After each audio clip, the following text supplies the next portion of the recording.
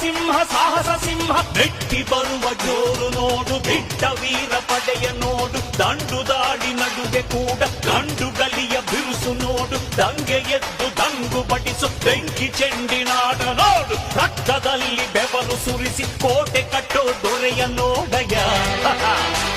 ಇವನಿದ್ದ ಕಡೆಯಲ್ಲೆಲ್ಲ ಘೋರ ಸಿಂಹ ಗರ್ಜನೆ, ಅದು ಯಾರು ಬಂದರು ಕೊನೆಯಾದದು ಸಿಂಹ ಗರ್ಜನೆ.